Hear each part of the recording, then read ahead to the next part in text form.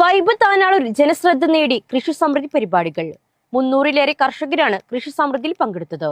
കർഷകർക്ക് പച്ചക്കറി തൈകളും വിത്തും വിതരണം ചെയ്തു. വിതരണത്തിന്റെ ഉദ്ഘാടനം കൃഷി assistant director Babu Shakir P നിർവഹിച്ചു.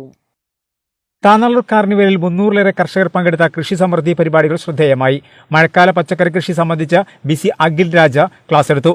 കർഷകർക്ക് പച്ചക്കറി തൈകളും വിത്തും വിതരണം ചെയ്തു. വിതരണത്തിലെ ഉദ്ഘാടനം കൃഷി അസിസ്റ്റന്റ് ഡയറക്ടർ ബാബു ഷക്കീർ നിർവഹിച്ചു.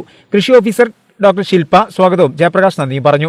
തുടർന്ന് കലാപരിപാടികൾ അരങ്ങേറി. പ്രദർശനത്തിലെ ചക്ക ബിരിയാണി അടക്കമുള്ള ഉൽപ്പന്നങ്ങളുടെ സ്റ്റാളുകളും മറ്റ് ഭക്ഷ്യോൽപ്പന്ന സ്റ്റാളുകളും ജനശ്രദ്ധ നേടി. ശ്രീമതി റാബിയയുടെ സ്റ്റാളിലാണ് ഇപ്പോൾ നമ്മളിവിടെ നിൽക്കുന്നത്. റാബിയ കാർഷിക ഉൽപ്പന്നങ്ങളുടെ വൈവിധ്യമാർന്ന ഉൽപ്പന്നങ്ങളാണ് കഴിഞ്ഞ കുറച്ച് വർഷങ്ങളായിട്ട് ഉൽപ്പാദിപ്പിച്ചു കൊണ്ടിരിക്കുന്നത്.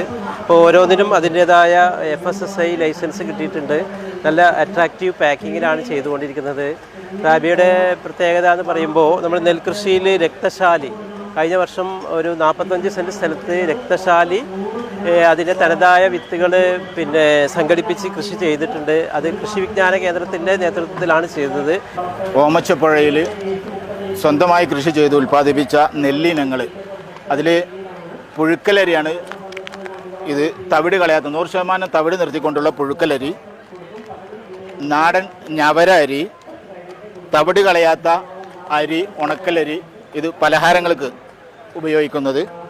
അനിത കെ അവരാണ് ഇതിൻ്റെ സംഘാടക, അവരാണ് ഇതിൻ്റെ സംരംഭക. അവർ 10-12 വർഷത്തോളമായിട്ട് ഈ മേഖലയിൽ പ്രവർത്തിച്ചു കൊണ്ടിരിക്കുകയാണ്. അവർ കുടുംബശ്രീയുടെ ചെയർപേഴ്സണായിരുന്നു. ആ ചെയർപേഴ്സൺ സ്ഥാനം കഴിഞ്ഞതിന് ശേഷമാണ് ഇങ്ങനെ ഒരു ബിസിനസ് അവർ സ്റ്റാർട്ട് ചെയ്തത്. ഇതിൽ ഏതാണ്ട് 10-80ഓളം പ്രൊഡക്റ്റുകളാണ് ഞങ്ങൾ ഇവിടെ മാർക്കറ്റ് ചെയ്യുന്നത്. കാർഷിക മേഖലയുമായി ബന്ധപ്പെട്ട 5 സ്റ്റാളുകളാണ് ഒരുക്കിയിരുന്നത്. സമാപന ദിവസമായ 27-ന് വിദ്യാഭ്യാസ പരിപാടികളാണ് കാർണിവലിൽ ഉണ്ടാകുക.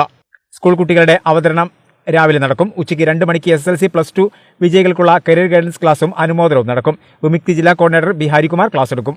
വൈകിട്ട് 5-ന് സമാപന സമ്മേളനവും സമ്മാനദാനങ്ങളും നടക്കും. തുടർന്ന് നവചേതന പാണ്ടിക്കാട് അവതരിപ്പിക്കുന്ന നാടൻ പാട്ടുകൾ അവതരിപ്പിക്കും.